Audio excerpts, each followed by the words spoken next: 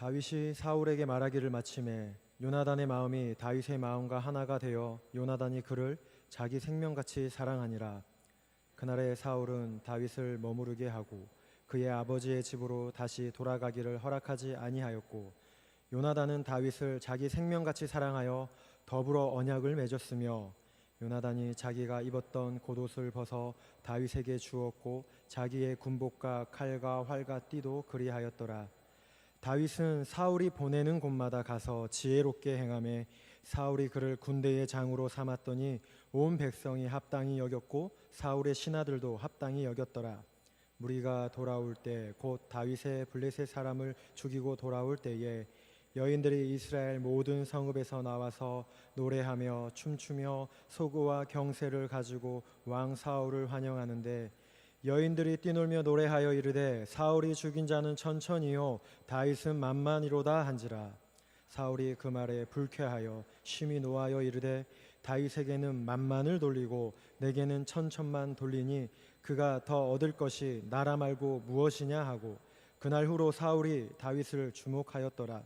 그 이틀날 하나님께서 부리시는 악령이 사울에게 힘있게 내림에 그가 그 집안에서 정신없이 떠들어대므로 다윗이 평일과 같이 손으로 수금을 타는데 그때에 사울의 손에 창이 있는지라. 그가 스스로 이르기를 내가 다윗을 벽에 박으리라 하고, 사울이 그 창을 던졌으나 다윗이 그의 앞에서 2번 피하였더라. 사울을 떠나 다윗과 함께 계심으로 사울이 그를 두려워한지라. 아멘. 우리는 지난 시간에 다윗이 불가능해 보였던 골리앗을 물매로 무너뜨리는 그런 장면을 보았습니다. 사람들이 부러워하고 세상이 가르쳐주는 전쟁의 도구가 아니라 믿음으로 무장하고 만군의 여호와의 이름으로 물매를 들고 달려가며 당당히 승리하는 그 소년 다윗을 보았습니다. 전쟁판에서 가장 높이 솟아올라 사람들을 두렵게 만드는, 그리고 하나님을 가리는 그 악한 존재를 믿음으로 하나님 앞에 굴복시키는 그 하나님께서 선택한 그 왕의 모습을 우리가 보았습니다. 그리고 오늘 18장은 17장에 이어지는 말씀인데, 다윗이 골리앗과의 그 승리 후에 벌어지는 그런 참 고통스럽고 분노하게 하는 사건들로 18장이 구성이 되고 이어지는 그런 나머지 장들도 그런 참 고통스러운 장면들을 볼 수 있습니다. 완벽했던 장수, 그런 골리앗을 무너뜨렸으니 군사들이 환호하고 모든 백성들도 다윗을 인정하고 존경합니다. 그러나 사울은 자신의 자리를 두려워하여 다윗을 죽이려고 하고 암살 계획을 세우고 거짓말하고 광기에 사로잡히고 어떻게 해서든지 다윗을 죽여서 자신의 부족함과 연약함을 가리려고 발버둥치고 있습니다. 1절부터 12절까지 보게 되면 먼저 블레셋 사람 이새의 아들이라고 소개를 합니다. 그리고 1절은 사울의 장남 요나단의 마음과 다윗의 마음이 하나가 되었고, 요나단은 다윗을 자기 생명과 군복과 칼과 활과 띠를 다윗에게 주며 자신의 생명을 다윗에게 의탁하며 언약까지 세우고 있습니다. 여러분, 어떤 사람들은 다윗과 요나단의 우정을 보며 두 사람의 우정은, 두 사람의 사랑은 동성애다라고 이렇게 해석하고, 성경도 이런 동성 간의 사랑에 대해서 인정한다라는 그런 말도 안 되는 주장을 하는 사람들도 있습니다. 그러나 여러분, 설령 다윗과 요나단의 우정이 그 우정 이상의 어떤 감정을 가지고 있다 할지라도, 여러분, 다윗과 요나단의 그런 우정과 사랑은 그런 인간의 감정에서 발생한 사랑 그 정도가 아닙니다. 요나단은 다윗보다 약 10살 이상, 그보다 더 많은 나이가 많은 성인이고 체격이나 지식이나 모든 면에서 뛰어난 교육을 받은 그런 사람입니다. 왕궁 밑에서 왕의 아들로 있었으니 일반 평민보다 비교할 수 없는 그런 교육과 환경을 가지고 있는 요나단입니다. 반면에 다윗은 근육이 자라고 있는 10대 중반의 소년이고 그 요나단과 비교해 볼 때 교육이나 배경이나 모든 면에서 이 요나단과 다윗은 비교가 경쟁이 안 됩니다. 그런데 여러분, 요나단이 이런 다윗에게 어떻게 내 마음이 다윗과 하나가 되었다라고 이렇게 말을 하고, 한참이나 나이가 어리고 하인 같은 그 다윗에게 이렇게 자기의 겉옷과 군복을 벗어주는 그 이유, 자기의 생명을 지켜주는 칼과 활과 띠를 그것까지도 맡기며 다윗에게 그것을 다 주며 언약을 맺는 이유가 무엇입니까? 단순히 다윗이 골리앗을 이겼기에 요나단이 상으로 준 것도 아니고 동성애도 아닙니다. 요나단은 이전에 하나님이 사울을 버리시고 다른 사람을 선택했다, 내가 왕은 사울을 버리고 내가 다른 사람을 선택했다라는 그 하나님의 선택과 말씀을 이미 알고 있었고, 다윗이 골리앗과 전투하는 것을 보며 요나단은 그 다윗을 보며 이가 하나님이 예비하시고 하나님이 선택한 왕이다 라는 것을 요나단은 그를 보고 알았습니다. 여러분, 요나단도 사울의 장남이기도 하니 사울의 뒤를 이어서 내가 왕이 되고 싶은 마음도 있지 않았을까요? 왕의 장남입니다. 왕이 되고 싶은 마음이 요나단에게도 있었을 겁니다. 게다가 우리는 요나단이 얼마나 용맹스럽고 다윗과 같이 얼마나 믿음이 좋은 사람이었는지 14장에서 나오는 그 전쟁을 통해서도 확인한 바가 있습니다. 블레셋과의 전투 중에 아무도 전쟁에 나서지도 않고 있고 사울 왕도 앉아만 있는데 요나단이 부하 한 명만 데리고 그 적의 심장부로 쳐 들어가서 전쟁을 승리로 이끌었던 장면을 우리가 14장 말씀을 통해서 함께 나누었습니다. 그런 훌륭한 믿음이 좋은 장군입니다. 그래서 요나단 자신도 왕에 대한 기대가 있고 또 왕이 될 수 있는 자격도 있는 사람입니다. 그리고 하나님께서 사울을 버리고 다른 사람을 내가 선택했다라는 것을 알고 있으니 요나단은 그 사람이 누구인지를 기다렸을 겁니다. 섣불리 내가 왕이 되겠다 이렇게 나서지 않고 혹시 내가 될 수도 있으니 하나님께서 나라고 말씀해 주시기까지 그 전까지 또는 하나님이 보여주시는 사람이 나타나기 전까지 요나단은 관심을 갖고 나라를 위해 하나님의 선택하신 사람을 요나단은 기다렸을 겁니다. 그런데 여러분, 누가 나타났습니까? 소년 다윗이 골리앗과 싸우겠다고 나타났습니다. 요나단은 다윗을 쭉 지켜보았을 겁니다. 이스라엘은 전부 다 두려워하고 벌벌 떨고 있는데 그 이스라엘을 향해 살아있는 하나님의 군대라 이렇게 말하며 진리를 보는 다윗을 보았을 겁니다. 또 사람의 전쟁이 아니라 단순히 나라의 전쟁이 아니라 영적 전쟁을 보는 그 다윗을 보았을 겁니다.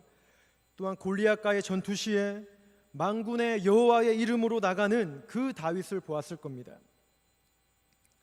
요나단은 다윗이 왕의 계승자구나, 그가 하나님이 선택한 사람이었구나 라는 것을 보았고, 이제 자기의 겉옷마저, 자기의 군복마저, 자기의 칼마저 벗으며 그에게 건네며 자기의 생명을 그에게 의탁하며 그가 하나님께서 선택하신 왕이다 라는 것을 요나단은 확증하고 있습니다.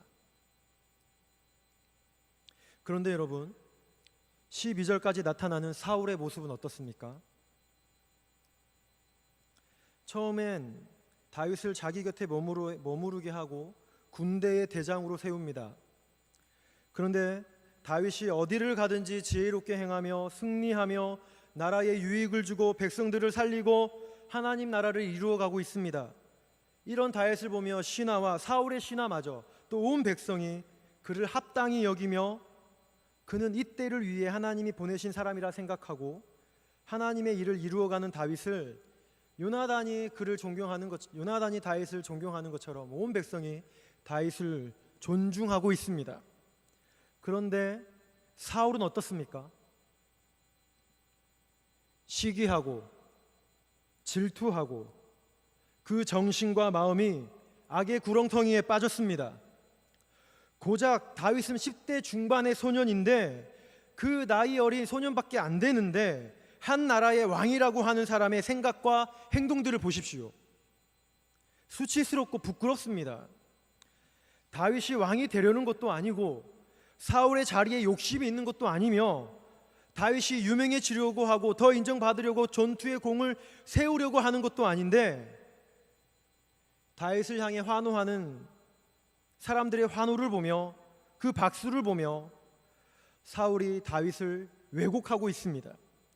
사울의 정신은 더 피폐해지고 더 더러워지고 자신이 뭐하는 사람인지도 놓치고 마는 한심한 왕이 되었습니다. 여러분, 게다가 다윗이 전쟁하고 돌아올 때에 아마 골리앗을 죽이고 돌아온 시점이라 생각됩니다. 개선하는 다윗을 향해 여인들이 외치는 소리를 보십시오. 사울이 죽인 자는 천천이고 다윗이 죽인 자는 만만이로다, 이렇게 노래합니다.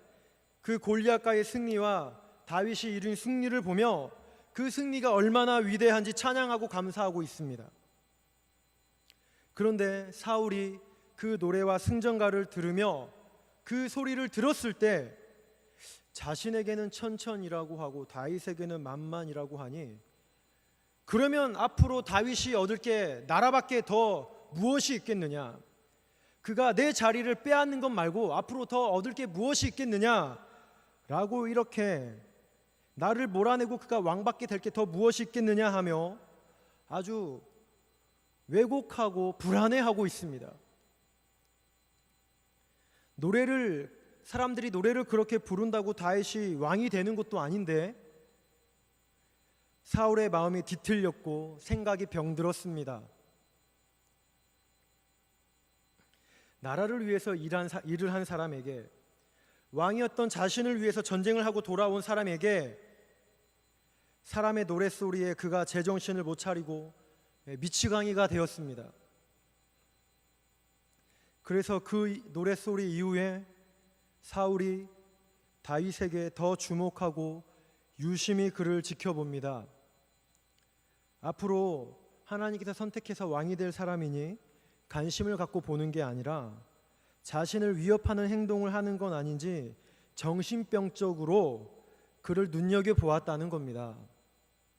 왕이 제정신이 아닙니다.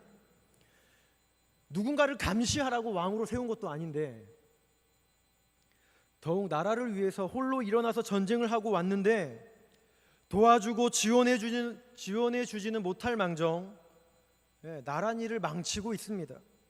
부끄럽고 수치스럽습니다. 왕이라고 하기가 민망합니다. 여러분, 사울의 이 질투, 이 광기가 어느 정도인지 한 번 더 보십시오.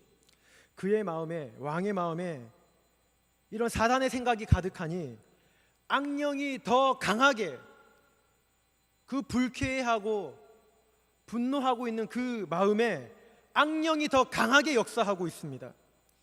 그가 이전에 귀신 들린 것보다 더 심하게 귀신이 들렸습니다.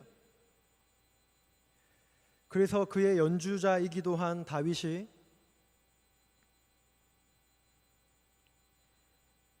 옆에서 악기를 연주하며 악령이 떠나도록 다윗이 사울을 위해 연주하고 있습니다.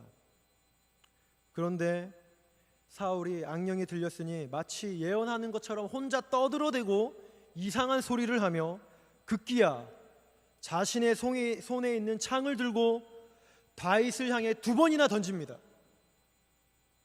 다윗을 벽에 박으리라 2번이나 던졌습니다. 그리고 다윗은 그 창을 피했습니다. 자신을 위해 일하는 사람, 나라를 위해 일하는 사람, 하나님을 위해 일하는 사람을 죽이려고 합니다. 나에게 방해가 되고 나보다 더 거룩하고 신실하니 나보다 앞서지 못하고 나보다 칭찬 듣지 못하도록 살인까지 서슴없이 행하고 있습니다.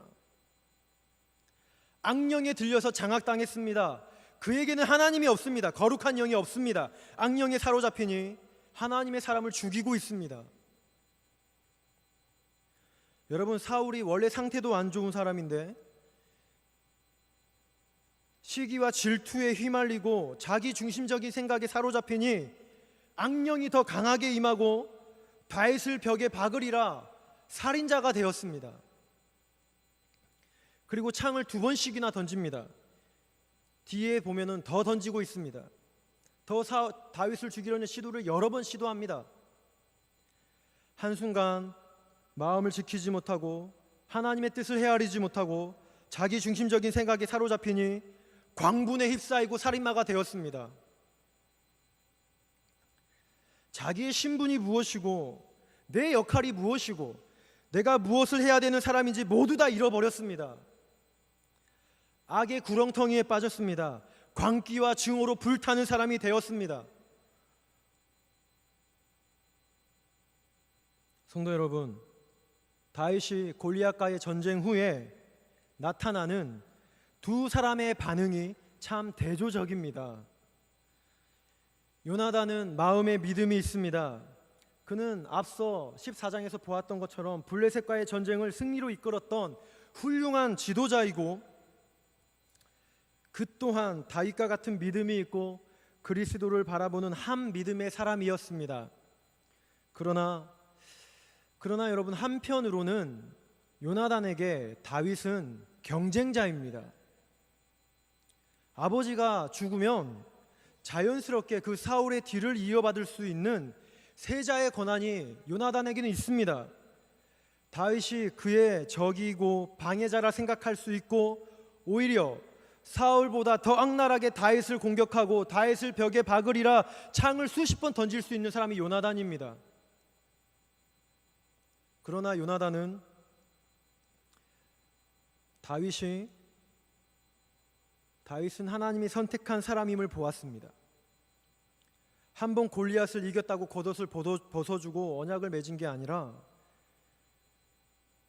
그동안 하나님이 다른 사람을 선택했다고 하니 기다리고 있었고, 골리앗과의 전쟁에서 그 다윗의 믿음과 용기와 언변과 태도를 보니 하나님의 사람이라 확신합니다. 그리고 그 다윗이 정말 나라에 필요한 사람이다, 하나님의 사람이다, 하나님이 준비한 사람이고 나라의 복된 미래를 위해 예비된 사람이다 라고 생각합니다. 여러분, 다윗이 완벽한 게 아닙니다. 요나단이 하나님의 관점으로 다윗을 본 겁니다. 그러나 반대로 사울은 죽이지 못해서 안달났습니다. 자기 중심적인 생각에 사로잡히니 하나님이 세우시고 선택한 사람이라는 것은 안중에도 없고 그런 거 관심 없습니다. 오히려 하나님의 사람이라는 생각이 들면 더 죽이려고 악착같이 죽이려고 달려들고 있습니다. 나라에 정말 필요한 사람이고 나라의 복된 미래와 평화를 위해 하나님이 보내신 준비된 소중한 존재라는 것을 모릅니다. 다윗이 백성들과 신하들에게 인정을 받을수록, 환호 소리가 더 커질수록 사울은 더 왜곡하고 더 미워하고 더 증오와 질투에 불타는 인생이 되고 있습니다. 한 사람을 죽이라고 왕을 세운 것도 아닌데 심령이 그러니 더 강력하게 악령에 사로잡힙니다. 그리고 하나님께서 세우신 왕을 죽이려고 합니다. 누구는 끝까지 지켜주고 책임지고 보호해 주는데 누구는 끝까지 죽이려고 하고 있습니다. 성도 여러분, 요나단의 모습과 사울의 모습을 보니 어떻습니까? 여러분, 우리의 모습은 어떤 사람 같습니까? 여러분, 사울의 모습은 인간 세계와 사회 속에 깊이 뿌리 박혀 있는 고질적인 병입니다. 누군가 열심을 내고 대단한 일을 하고 선한 일을 하고 사람들에게 칭찬과 박수를 누가 받으면 자기에게 위협이 되고 자기보다 더 높아진다고 불안해하며 하나님의 사람인 것에 대한 관심도 없이 그냥 바로 날려버리고 죽여버리는 게 인간 세계의 사회입니다. 하나님의 관점으로 보며 하나님의 사람인지 확인하는 것에는 관심 없고 이미 그는 아니다, 이렇게 죽여야 된다라는 게, 그 전제가 깔려 있는 게 시기와 질투와 강기에 사로잡혀 있는 사회와 세상의 전제입니다. 우리 사회와 역사 속에서 그 역사를 봐도 어긋난 것을 바로잡고 바른 법이 적용이 되고 인간의 가치가 존중받도록 험한 전쟁을 해나가며 박수와 존경을 받는 사람들이 있는데, 시기와 질투와 잘못된 경쟁 심리로 인해서 세상의 건세와 권력 앞에 꽃도 피우지 못하고 죽어가고 없어진 사람들이 있습니다.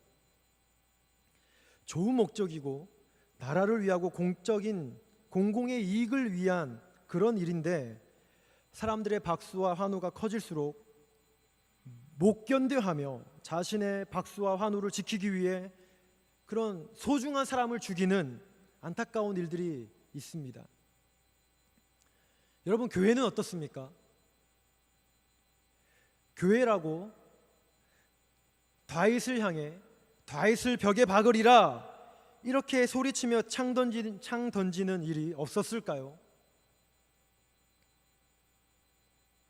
하나님의 마음으로 하나님의 나라와 의를 위해 일어서는데, 하나님의 사람임을 확인하고 지켜주고 보호해주는 게 아니라 보기 싫다고, 그는 틀렸다고 온갖 이유를 대며 하나님의 귀한 사람을 죽이는 일이 있습니다. 사람이 있는 어느 곳에든지 시기와 질투와 경쟁의 마음에 사단이 틈을 타서 더 강하게 역사하여 하나님의 사람을 죽이는 일이 있습니다. 사단이 좋아하는 방법입니다. 서로 시기하게 하고 질투하게 하고 서로 증오하게 만들어서 외부의 그런 적이 아니라 내부 안에서 서로 적이 돼가지고 자멸하게 만드는 것, 사단의 방법입니다.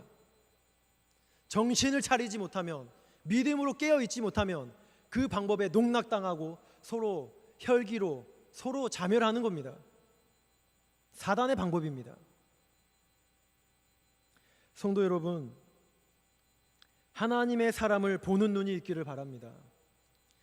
자기 중심의 관점을 버리고 하나님의 관점으로 사람과 교회를 보는 눈이 있으시기를 축복합니다. 자기 중심의 시선은 질투와 경쟁과 시기와 증오와 비판과 분쟁과 분열을 만듭니다. 그러나 하나님 중심의 시선은 존중과 배려와 인정과 사랑과 합력하여 선을 이루며 시와 찬미와 신령한 노래로 하나님을 높이고 하나님 나라가 이루어지는 선한 결과를 만들어냅니다. 성도 여러분, 자기 생각에 몰입되어서 자신을 위해, 자기의 유익을 위해 사람을 향해 창을 던지는 사람이 되지 마십시오. 언젠가는 그 창이 다시 나에게 돌아오게 되어 있습니다. 그러니 하나님의 생각으로 가득하여서 존중과 세움과 역사를 이루어 가시기를 바랍니다. 여러분, 다시 창이 돌아온다고 여러분들에게 겁을 주기 위해서 하는 말이 아닙니다. 사단의 생각이 아니라, 세상의 생각이 아니라 늘 하나님의 생각으로 하나님의 영에 이끌리는 사람이 되기를 바란다는 설교자의 간절한 마음으로 드리는 말씀입니다. 여러분, 오늘 보십시오. 사울이 얼마나 불쌍하고 비참합니까? 나라를 다스려야 될 사람이 한 사람 죽이는 일에 온 삶을 다 바치고 있습니다. 나라를 다스려야 될 사람이 자기를 방어하는 일에만 시간과 물질과 에너지와 모든 것을 쏟아붓고 투자하고 있습니다. 한 사람 죽이는 일에 모든 에너지를 다 투자하고 있습니다. 그렇다고 자기가 존경받는 것도 아닙니다. 참 어리석습니다. 이런 세상의 정신에 압도당하고 자기 생각에 몰입되니 모든 생산적인 것과 그 거룩한 것과 영적인 것을 다 놓치고 있습니다. 하나님의 것 하나도 안 보입니다. 모든 것이 더러워지고 있고 자기 영혼이 파괴되고 있습니다. 사단이 넣어주는 생각들에 휘둘리니 정신과 마음이 악의 늪에 빠져서 허우적거리고 오물을 먹고 마시고 배설하고 있습니다. 싸움이 일어날 때마다 다윗은 더 강해지는데 사울은 더 미치광이가 되고 있습니다. 성도 여러분, 한 번 더 강조합니다. 자신의 신분을 놓치지 마십시오. 내가 어떤 사람이고, 내가 뭐하는 사람이고, 내가 무엇을 해야 되는 사람인지 부르심을 상실하지 마십시오. 세상의 정신에 이끌리고 비참해집니다. 그 부르심을 놓치면 세상의 정신에 이끌리게 됩니다. 조그만 틈도 사단이 틈타 들어와서 그 사람을 세상의 전쟁터로 이끌어갑니다. 주 안에 사랑하는 성도 여러분, 요나단과 같은 사람이 되십시오. 사람을 경쟁자가 아니라 하나님의 시선으로, 하나님의 관점으로 보시기 바랍니다. 그래야 하나님의 나라가 이루어질 수 있습니다. 성도 여러분, 어떤 사람은 사울이 이렇게 질투의 화신이 된 것은 여인들이 부른 노래 때문이라고 말합니다. 사울은 천천히고 다윗은 만만이다라는 이 여인들의 노래 때문에, 이 여인들 때문에 사울이 증오의 화신이 되었다라고 이렇게 말하는 사람들도 있습니다. 물론 여러분, 성경 인물들 중에 이 다윗만큼 여성과의 이런 관계, 이 여성과의 이야기를 통해 에피소드가 많은 사람도 없습니다.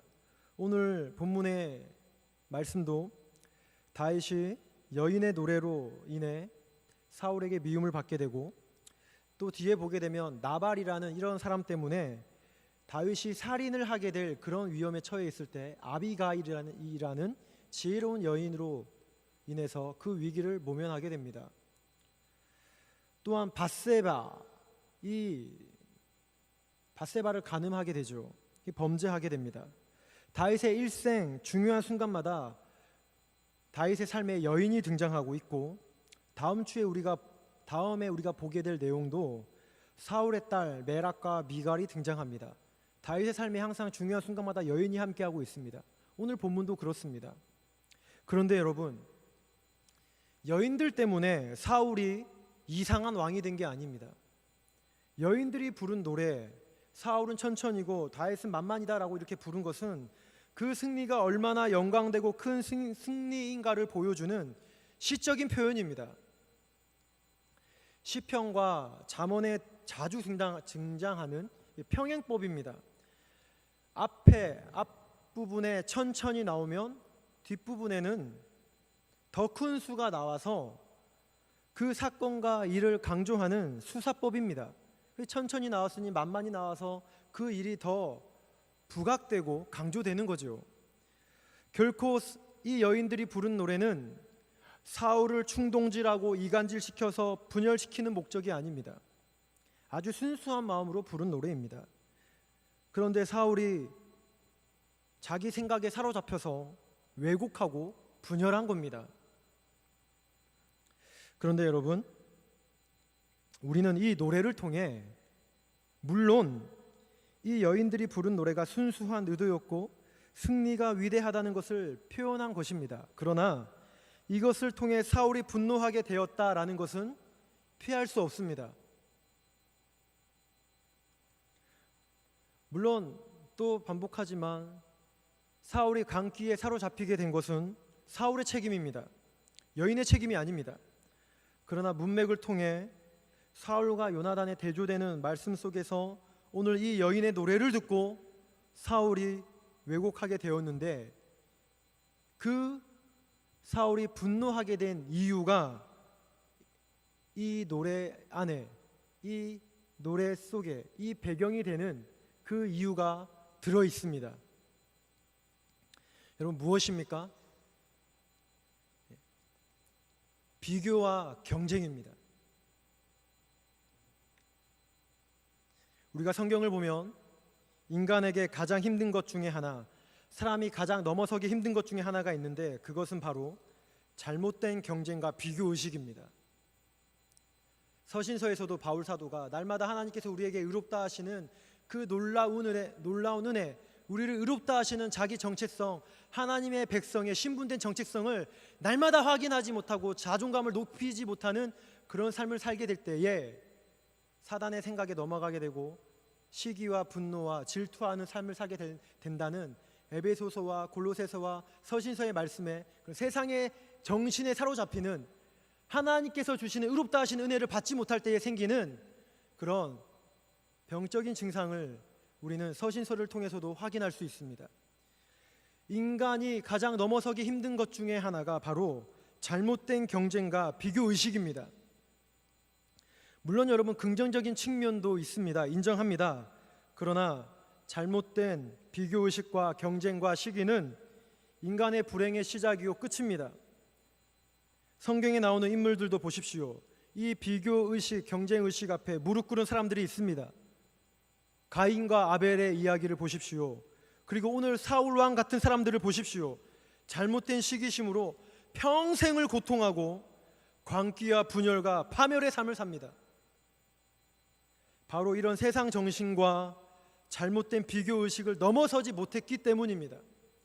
하나님 앞에 내가 얼마나 아름다운 존재인지, 하나님 앞에 내가 얼마나 소중한 존재고 존귀한 사람인지 그것을 모르는 겁니다. 그러니 시기와 질투와 경쟁하는 겁니다. 잘못된 마음으로. 여러분, 역사 속에서 이루어진 많은 업적들과 성과들은 그 이면을 보게 되면 나라와 나라 사이에, 백성과 백성 사이에 이런 비교의식을 심어줌으로 이루어진 결과들이 많이 있습니다. 교회의 어두운 역사 속에서도 교회와 성도들을 부추기는 가장 좋은 방법은 개인의 야망을 교회의 부흥과 성장이라는 이름으로 가장하여서 비교를 시키는 겁니다. 지속적인 성장이 진정한 하나님의 꿈이고 언제나 비교하여 앞서는 것만이 하나님의 비전인 것처럼 경쟁을 시킨 어두운 이면이 있습니다. 그러면 사람들은 열심히 합니다. 기본적으로 본성이 타락해 있고 이기고자 하는 욕구가 가득한 인간이기에 사람들은 경쟁을 부추기고 비교의식을 밀어주면 길을 쓰고 이기려고 합니다. 여러분, 어쩌면 현대에 와서 기독교가, 교회가 사람들로부터, 세상으로부터 인정받지 못하고 손가락질 받는 이유가 무엇이라고 생각합니까? 여러 가지 이유가 있겠지만 그 이유 중에 하나는 정작 싸워야 할 영적 싸움은 하지 못하고 서로 마음이 뒤틀려서 시기와 비교 가운데 내가 다윗을 벽에 박으리라 라는 싸움이 교회 안에서도 이루어지고 있기 때문입니다. 교회와 교회 간에, 성도와 성도 간에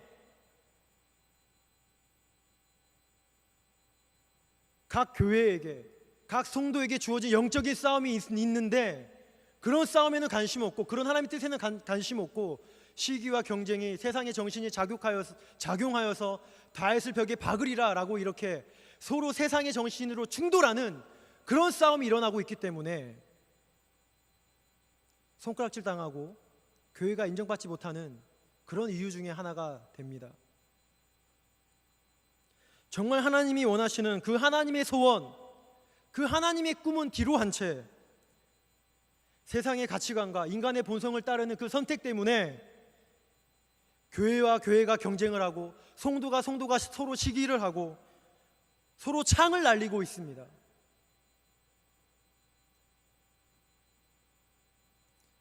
각자에게, 그리고 우리에게, 그리고 교회에게 주어진 영적 싸움이 있고 우리가 하나 되어서 점령해야 될 영적 고지가 있는데 서로 시기하여서 창을 날립니다.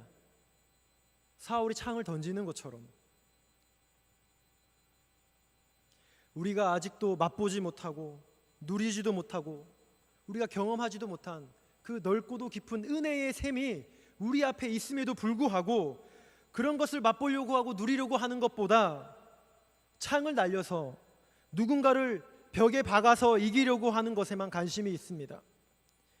우리의 목적과 방향이 어긋나 있습니다.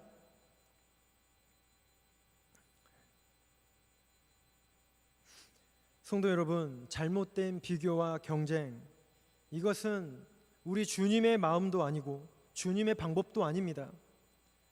하나님의 꿈도 아니고 진정한 교회의 비전도 아닙니다. 예수님께서 12제자를 세우실 때도 비교의식을 포함하여서 세상의 정신을 부추긴 적이 단 한 번도 없습니다. 오히려 한 자리를 차지하려고 하는 제자에게 꾸짖고 그러면 안 된다고 혼내셨습니다.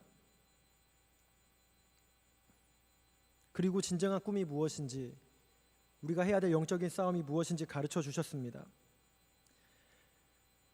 그러나 지금은 세상은 말할 것도 없거니와 어쩌면 교회마저 은연중에 자꾸만 서로를 향해 비교하고 경쟁하고 그렇게 만들고 있습니다. 가뜩이나 세상에서 비교당하며 세상에서 경쟁하고 지치고 자신의 정체성마저 위태롭고 불안하고 너무나 세상에서 고달프게 있다가 왔는데, 그래서 교회의 마지막 희망을 걸고 왔는데 교회마저 그런 인상을 주고 있지는 않은지 뒤돌아보게 되었습니다. 말씀의 결론입니다. 성도 여러분, 오늘 요나단의 모습이 참 은혜롭습니다. 다윗의 모습도 참 은혜롭습니다. 요나단은 사울보다 더 다윗을 경계하고 주목하며 그를 경쟁 상대로 생각하면서 그를 10번 더 죽일 수도 있는 그런 위치에 있었습니다. 그러나 하나님의 시선으로 가득하니 다윗이 하나님과 함께하고 하나님 나라를 위해, 이 나라를 위해 준비된 사람이었다는 것을 확인하고 발견하였습니다. 그리고 나라의 복된 미래를 위해 준비된 사람임을 확인하고 다윗의 위기 가운데서 요나단이 다윗을 보호해주고 지켜주고 있습니다. 다윗 또한 어떻습니까? 이런 사울의 미치광이 행동으로 인해 죽을 고비를 넘기는데 다윗이 분노하여서 복수의 칼을 갈고 사울을 죽일 수 있습니다. 골리앗도 죽인 다윗인데 그의 전투력으로 사울 충분히 죽일 수 있었습니다. 그러나 똑같이 행동하지 않습니다. 요나단과 다윗에게는 오늘 사울에게 보이는 그런 시기와 경쟁과 분노와 광기가 없습니다. 하나님의 영이 가득하니 지혜롭게 행동하고 있습니다. 세상의 정신으로 얼룩져서 어리석고 광기에 사로잡히지 않습니다. 거룩한 영에 사로잡혀서 깨끗하고 아름답고 지혜롭게 행동하고 있습니다. 성도 여러분, 18장 말씀을 쭉 보게 되면 다윗을 표현하는 말 가운데 지혜라는 말이 계속 반복이 됩니다. 다윗이 나올 때마다 지혜가 그와 함께 묘사되고 하나님이 함께 하셨다라고 나옵니다. 여러분, 다윗이 그리고 요나단이 이런 세상 정신으로, 사단의 정신으로 가득한 삶의 현장 한가운데서도 지혜롭게 살았다는 겁니다. 여러분, 그렇게 지혜롭게 행동할 수 있었던 이유가 무엇입니까? 하나님이 함께 하셨기 때문입니다. 하나님의 영이 함께 하셔서 거룩한 영으로 거룩을 목적 삼아 살아갔기 때문입니다. 주 안에 사랑하는 성도 여러분, 세상이 우리를 향해 너를 벽에 박으리라 이렇게 소리쳐 달려오더라도 주의 영으로 가득하여 담대하시고 어떤 순간에도 지혜롭게 행하며 깨끗하게 행하며 늘 승리하는 하나님의 백성들이 되시길 주님의 이름으로 축복합니다.